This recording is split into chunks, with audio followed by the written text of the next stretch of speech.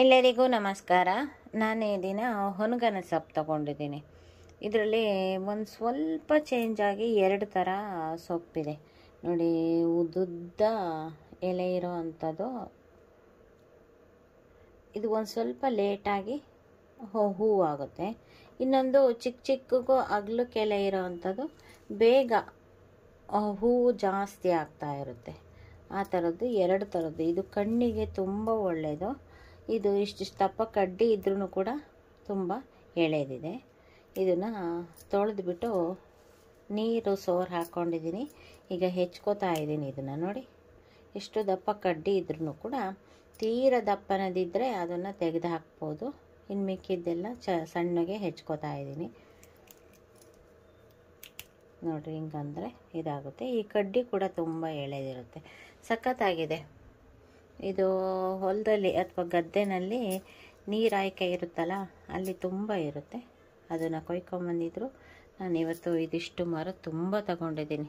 ತುಂಬ ಕಾಂಬಿನೇಷನ್ ಚೆನ್ನಾಗಿರೋದು ಅಂದರೆ ಕಾಳುಗಳು ನೆನೆ ಹಾಕ್ಕೊಂಡಿದ್ದೀನಿ. ಆದರೆ ಇದಕ್ಕೆ ಹುರುಳಿಕಾಳು ಹಾಕ್ಕೊಳ್ತಾ ಇದ್ದೀನಿ. ನೆನೆದಿರೋ ಅಂಥ ಹುರುಳಿಕಾಳು ಹಾಕಿ ಇವತ್ತು ಬಸ್ಸಾರು ಮಾಡ್ತಾಯಿದ್ದೀನಿ. ಇದು ತುಂಬ ಸೊಪ್ಪಿದೆ, ಸೊಪ್ಪು ಜಾಸ್ತಿ ಆಗುತ್ತೆ. ಒಂದು ಅರ್ಧ ಹಾಕ್ತೀನಿ, ಇನ್ನು ಅರ್ಧ ಹಾಗೆ ಇಟ್ಕೊಂಡು ಬೇರೆ ಬೇರೆದು ಬಜ್ಜಿ, ಒಣಗನೆ ಸೊಪ್ಪಿನ ಬಜ್ಜಿ ಅಥವಾ ಡೈರೆಕ್ಟ್ ಪಲ್ಯ ಎಲ್ಲ ಮಾಡ್ಬೋದು. ನೋಡಿ ಎಷ್ಟು ಚೆನ್ನಾಗಿದೆ. ನೋಡಿ, ಒಂದು ಅರ್ಧ ಮರ ಸೊಪ್ಪು ತಗೊಂಡಿದ್ದೀನಿ. ಇದನ್ನು ಸೋಸ್ಕೊಳ್ಳೋ ಅಂಥದ್ದು ಅಂದರೆ ನೋಡಿ, ಇಷ್ಟು ಒಂದು ಸ್ವಲ್ಪ ದಪ್ಪ ದಂಟು ಮತ್ತು ಬೇರು ಮತ್ತು ಎಲೆನಲ್ಲಿ ತುಂಬ ಮಣ್ಣು ಅಂಟ್ಕೊಂಡಿರುತ್ತಲ್ಲ, ಅದನ್ನು ಮಾತ್ರ ತೆಕ್ಕೊಂಡಿದ್ದೀನಿ. ನೋಡಿ, ಇಷ್ಟು ಸೊಪ್ಪಲ್ಲಿ ಇಷ್ಟು ವೇಸ್ಟೇಜ್ ಬರುತ್ತೆ. ಈ ಸೊಪ್ಪಲ್ಲಿ ಮಾತ್ರ ನಾನು ಎಲ್ಲ ಸೊಪ್ಪನ್ನು ತೊಳೆದು ಆಮೇಲೆ ಹೆಚ್ಚುತ್ತೀನಿ. ಇದನ್ನು 2-3 ಸಲ ಬಕೆಟೆಲ್ಲ ನೀರು ಹಾಕ್ಕೊಂಡು ತೊಳ್ಕೊಂಡಿದ್ದೀನಿ. ಆದ್ರೂ ನೋಡಿ, ಎಲೆನಲ್ಲಿ ಒಂದು ಸ್ವಲ್ಪ ಮಣ್ಣಿರುತ್ತೆ. ಅದಕ್ಕೋಸ್ಕರ ಇದನ್ನು ಹೆಚ್ಚಿಬಿಟ್ಟು ನೀಟಾಗಿ ತೊಳೆದು ಸೋರು ಹಾಕೋತೀನಿ. ಆವಾಗ ತುಂಬ ಚೆನ್ನಾಗಿ ಹೋಗುತ್ತೆ. ಎಷ್ಟೇ ತೊಳೆದ್ರೂ ಮಣ್ಣು ಹೋಗೋದಿಲ್ಲ. ಅದಕ್ಕೆ ಹೆಚ್ಚಿಬಿಟ್ಟು ತೊಳಿತೀನಿ. ನೋಡಿ, ಅರ್ಧ ಮರ ಸೊಪ್ಪನ್ನು ಸಣ್ಣಗೆ ಹೆಚ್ಕೊಂಡಿದ್ದೀನಿ. ನೋಡಿ, ಇಷ್ಟ ಆಗಿದೆ. ಇದು ದಂಟು ಕೂಡ ಬಲ್ತಿಲ್ಲ, ತುಂಬ ಎಳೆದಿದೆ. ಬೆಂದರೆ ಮಾತ್ರ ಇಷ್ಟ ಆಗುತ್ತೆ. ನೋಡಿ, ಇದಕ್ಕೆ ಒಂದು ಬಟ್ಲು ಇದು ಹುರುಳಿಕಾಳು ನೆನೆಸಿಟ್ಟಿರೋದು ತೊಗೊಂಡಿದ್ದೀನಿ. ಇನ್ನು ಮಿಕ್ಕಿದ್ದು ಮೊಳಕೆ ಕಟ್ಟಲಿಕ್ಕೆ ತೊಗೊಳ್ತೀನಿ. ಇದನ್ನು ನೆನೆಸಿ ತೊಗೊಂಡಿದ್ದೀನಿ. ಒಣ ಹುರುಳಿಕಾಳು ಹಾಕ್ಕೊಳ್ಳೋದಕ್ಕಿಂತ ನೆನೆಸಿ ಹಾಕಿದರೆ ತುಂಬ ಚೆನ್ನಾಗಿರುತ್ತೆ. ನಾನು ಇವತ್ತು ಓಪನ್ ಆಗೇ ಮಾಡ್ತೀನಿ, ಕುಕ್ಕರಿಗೆ ಏನು ತುಂಬೋದಿಲ್ಲ. ನಾನು ಯಾವುದೇ ಸೊಪ್ಪನ್ನು ಹೆಚ್ಚಿದ ಮೇಲೆ ತೊಳೆಯೋದಿಲ್ಲ. ಆದರೆ ಇದು ನೀರಾಯ್ಕೆನಲ್ಲಿ ಬೆಳೆದಿರುತ್ತಲ್ಲ, ಒಂದು ಸ್ವಲ್ಪ ಮಣ್ಣು ಅಂದರೆ ನಾವು ಕೆಸರು ಗದ್ದೆ ಮಾಡಿರ್ತೀವಲ್ಲ ಭತ್ತ ಬೆಳೀಲಿಕ್ಕೆ, ಅದರಲ್ಲಿ ಕೊಯ್ಕೊಂಬಂದಿರೋದ್ರಿಂದ ಇದರಲ್ಲಿ ಸಣ್ಣ ಸಣ್ಣ ಮರಳಿರುತ್ತೆ. ಅದಕ್ಕೆ ಈಗ ಮತ್ತೆ ತೊಳ್ಕೊಳ್ತೀನಿ. ಹೆಚ್ಚಿದ ಮೇಲೆ ತೊಳೆಯೋದಿಲ್ಲ ಸಾಮಾನ್ಯ. ಈ ಸೊಪ್ಪನ್ನು ಮಾತ್ರ ತೊಳಿಬೇಕು, ತುಂಬ ಸಣ್ಣ ಸಣ್ಣ ಮರಳಿರುತ್ತೆ, ಅದು ಹೋಗುತ್ತೆ. ನೋಡಿ, ಹುರುಳಿಕಾಳು ಬೇಯಲಿಕ್ಕೆ ಒಂದು ಪಾತ್ರೆನಲ್ಲಿ ನೀರಿಟ್ಟು ಕಾಯಲಿಕ್ಕೆ ಇಟ್ಟಿದ್ದೀನಿ. ಹುರುಳಿಕಾಳು ಕೂಡ ರೆಡಿಯಾಗಿದೆ. ನೋಡಿ, ಹೆಚ್ಚಿದ ಸೊಪ್ಪನ್ನು ಈ ರೀತಿ ನೀರಲ್ಲಿ ನೆನೆ ಹಾಕ್ಕೊಂಡು ಒಂದು ಸ್ವಲ್ಪ ಚೆನ್ನಾಗಿ ಇದು ಮಾಡಿಬಿಟ್ಟು ತೊಳ್ಕೊಳ್ತಾ ಇದ್ದೀನಿ. ತೊಳ್ಕೊಂಡು ಈ ಜರಡಿನಲ್ಲಿ ಸೋರು ಹಾಕ್ಕೊಳ್ತಾ ಇದ್ದೀನಿ. ನೋಡಿ, ಸೊಪ್ಪನ್ನು ತೊಳೆದು ಸೋರು ಹಾಕ್ಕೊಂಡಿದ್ದೀನಿ. ನೀರು ಕುದೀತಾ ಇದೆ. ಹುರುಳಿಕಾಳನ್ನು ಹಾಕ್ತಾ ಇದ್ದೀನಿ. ಬೇಯಲಿ, ಒಂದು ಸ್ವಲ್ಪ ಓಪನ್ ಬಿಟ್ಟು ಮುಚ್ಚಿ ಬೇಯಿಸ್ಕೊಳ್ತಾ ಇದ್ದೀನಿ. ನೋಡಿ, ಒಂದು ತೆಂಗಿನಕಾಯಿ ಹೊಡೆದಿದ್ದೀನಿ. ದಳವಾಗಿ ಚೆನ್ನಾಗಿದೆ. ಇದು ನೋಡಿ, ಕಪ್ಪು ಕಾಯಿ, ಹಣ್ಣುಗಾಯಿ. ಈ ಥರ ಸಾಂಬಾರಿಗೆ ಅಥವಾ ಇದರಲ್ಲಿ ಕಾಳು ಮಾಡ್ತೀವಲ್ಲ ಅಂಥದಕ್ಕೆ ಇಂಥ ಹಸಿ ಕಾಯೇ ಬೇಕಾಗುತ್ತೆ. ನೋಡಿ, ಇವಾಗ ಹುರುಳಿಕಾಳು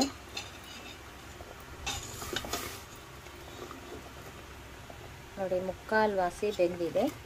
ಇವಾಗ ನಾವು ಸೊಪ್ಪನ್ನು ತುಂಬಬೇಕು. ಅದಕ್ಕೋಸ್ಕರ ನಾನು ಇವಾಗಲೇ ಸೊಪ್ಪು ತುಂಬೋದಕ್ಕಿಂತ ಮುಂಚೆನೇ ಒಂದು ಸ್ವಲ್ಪ ನೀರು ಹಾಕಿ ಹೆಚ್ಚಿಸ್ಕೊತಾ ಇದ್ದೀನಿ. ಕಟ್ಟು ಬರಬೇಕಲ್ಲ, ಹುರುಳಿಕಾಳು ಕಟ್ಟು ಮತ್ತು ಈ ಸೊಪ್ಪಿನ ಕಟ್ಟು ಎರಡು ಇದೇ ಕಲರ್ ಬರುತ್ತೆ. ನೋಡಿ, ಎಷ್ಟು ಚೆನ್ನಾಗಿ ಬಿಟ್ಕೊಂಡಿದ್ದೀನಿ. ಈಗ ಒಂದು ಸ್ವಲ್ಪ ನೀರು ಹಾಕಿ ಹೆಚ್ಚಿಸ್ಕೊಂಡಿದ್ದೀನಲ್ಲ, ಇದು ಒಂದು ಕುದಿ ಬಂದ ತಕ್ಷಣ ಸೊಪ್ಪು ತುಂಬೋಣ. ನೋಡಿ, ನೀರು ಒಂದು ಕುದಿ ಬಂದಿದೆ. ಈಗ ಸೊಪ್ಪನ್ನು ತುಂಬಿದ್ದೀನಿ.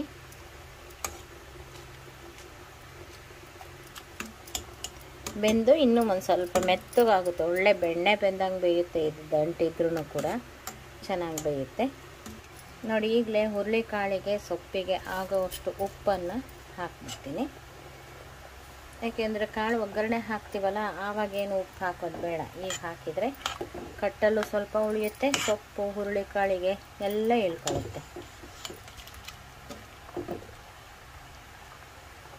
ನಮಗೆ ವಿಶೇಷ ಅಂದರೆ ಇವತ್ತು ಸೊಪ್ಪು, ಹುನಗೊನೆ ಸೊಪ್ಪು, ಅದೇ ವಿಶೇಷ.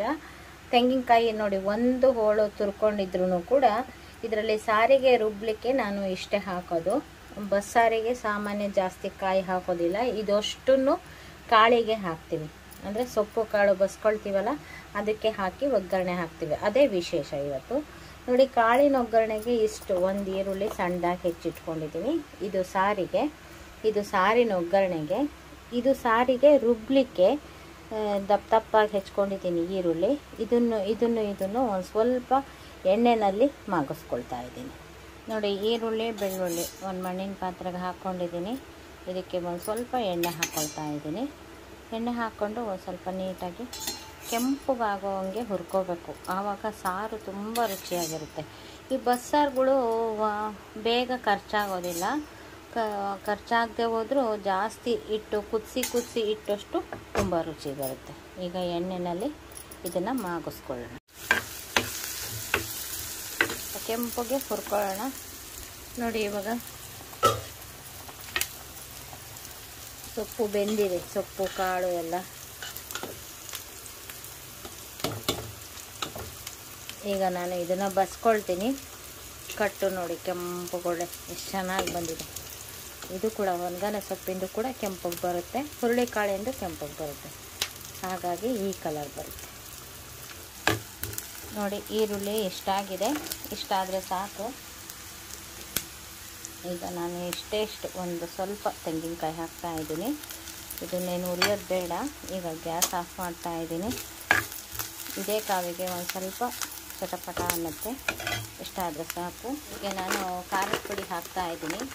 ಇವಾಗಲೇ ಇದು ಬಿಸಿ ಇರುತ್ತಲ್ಲ, ಆವಾಗಲೇ ಖಾರದ ಪುಡಿ ಹಾಕ್ಕೋಬೋದು, ಇಲ್ಲಾಂದರೆ ಒಣಮೆಣಸಿನ್ಕಾಯಿ ಕೂಡ ಹಾಕ್ಕೋಬೋದು. ನಾನು ಖಾರದ ಪುಡಿನ ಹಾಕ್ತಾ ಇದ್ದೀನಿ. ಈ ಬಿಸಿ ಎಣ್ಣೆಯಲ್ಲಿ ಒಂದು ಸ್ವಲ್ಪ ಮಾರ್ಕೊಳ್ಳುತ್ತೆ. ಇದು ಮೆಣಸಿನ್ಕಾಯಿ ಹಾಕ್ತಲೇ ಮಾಡಿರ್ತೀವಲ್ಲ, ಆ ಸಾರಿನ ಪುಡಿ ಹಾಕಿದ್ದೀನಿ. ಇದೆಲ್ಲ ತಣ್ಣಗಾಗಬೇಕು. ಗ್ಯಾಸ್ ಆಫ್ ಮಾಡಿದ್ದೀನಿ ನಾನು. ಒಂದು ಸ್ವಲ್ಪ ಬಿಸಿ ಎಣ್ಣೆನಲ್ಲಿ ಮಾಡಿಕೊಂಡ್ರೆ ಸಾರು ಟೇಸ್ಟ್ ಕೊಡುತ್ತೆ. ಇದು ಫುಲ್ ತಣ್ಣಗಾಗಬೇಕು. ಇದ್ರ ಜೊತೆ ನೋಡಿ ಒಂದು ಸ್ವಲ್ಪ ಕೊತ್ತಂಬರಿ ಸೊಪ್ಪು ಹಾಕಿದ್ದೀನಿ. ಅದೇ ರೀತಿ ಸೊಪ್ಪು ಕಾಳು ಒಂದು ಸ್ವಲ್ಪ ಹಾಕಿದ್ದೀನಿ.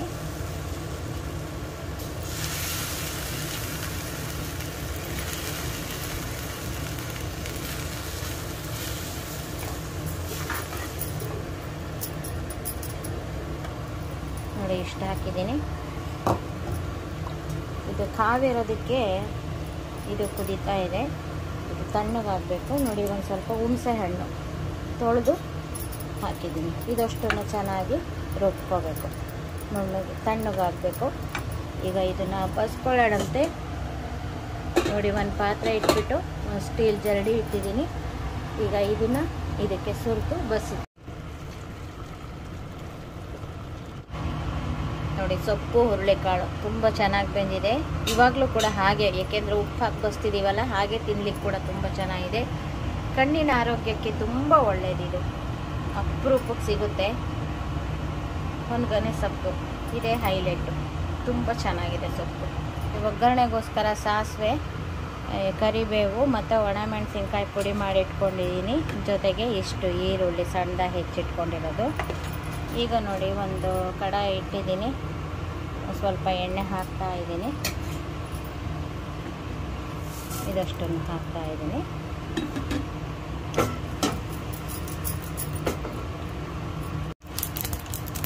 ನೋಡಿ, ಸಾಸಿವೆ ಸಿಡಿತಾ ಇದೆ.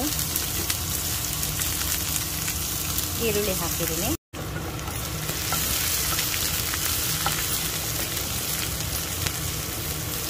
ಫುಲ್ ಕೆಂಪಗಾಗೋದೇನು ಬೇಡ. ಈಗ ಒಂದು ಸ್ವಲ್ಪ ಉರಿ ಸಣ್ಣ ಮಾಡ್ಕೊಂಡ್ಬಿಟ್ಟು ತೆಂಗಿನಕಾಯಿ ಹಾಕ್ತಾ ಇದ್ದೀನಿ. ತೆಂಗಿನಕಾಯಿ, ಹಸಿ ತೆಂಗಿನಕಾಯಿ, ಅದರಲ್ಲೂ ಈ ಥರ ಜಾಸ್ತಿ ಹಾಕಿದರೆ ತುಂಬ ಚೆನ್ನಾಗಿರುತ್ತೆ ಕಾಳಿಗೆ. ತೆಂಗಿನಕಾಯಿ ಲೋ ಕಾರ್ಬ್ ಇರುತ್ತೆ, ಯಾರು ಬೇಕಾದರೂ ಉಪಯೋಗಿಸ್ಕೋಬೋದು. ಬಸ್ಕಿಟ್ಕೊಂಡಿರೋ ಕಾಳನ್ನು ಹಾಕೊಂಡು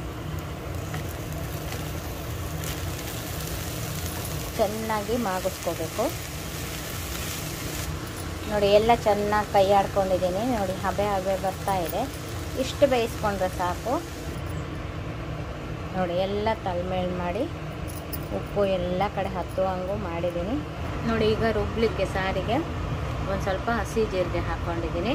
ಇದು ಕೈಯಲ್ಲಿ ಮುಟ್ಟುವಷ್ಟು ತಣ್ಣಗಾಗಿದೆ. ನೋಡಿ ಕಟ್ಟು ಕೂಡ ತುಂಬ ಚೆನ್ನಾಗಿ ಬಂದಿದೆ. ಈಗ ಇದನ್ನು ರುಬ್ಬಿಟ್ಟು ಸಾರು ಒಗ್ಗರಣೆ ಹಾಕಿ ಕುದಿಸೋಣ. ನೋಡಿ ಬೇಯಲಿಕ್ಕೆ ಇಟ್ಟಿದ್ನಲ್ಲ, ಅದೇ ದೊಡ್ಡ ಪಾತ್ರೆ ಒಗ್ಗರಣೆಗೆ ಇಟ್ಕೊಂಡಿದ್ದೀನಿ. ಸಾರಿನ ಒಗ್ಗರಣೆಗೆ ಎಣ್ಣೆ ಹಾಕಿದ್ದೀನಿ. ನೋಡಿ ಸಾಸಿವೆ, ಜೀರಿಗೆ, ಒಣಮೆಣಸಿನ್ಕಾಯಿ ಹಾಕ್ತಾ ಇದ್ದೀನಿ. ಬೆಳ್ಳುಳ್ಳಿ, ಈರುಳ್ಳಿ ಕೂಡ ಹಾಕ್ತೀನಿ. ಈಗ ನೋಡಿ ಕರಿಬೇವು ಕೂಡ ಹಾಕಿದ್ದೀನಿ.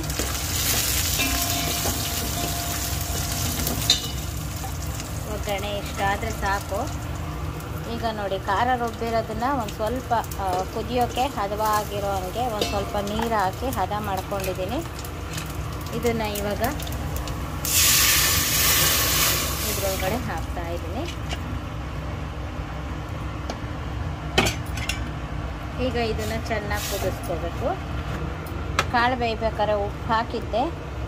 ನೋಡಿ ಇವಾಗ ಖಾರಕ್ಕೋಸ್ಕರ ಅಂತ ಉಪ್ಪನ್ನು ಹಾಕ್ತಾ ಇದ್ದೀನಿ.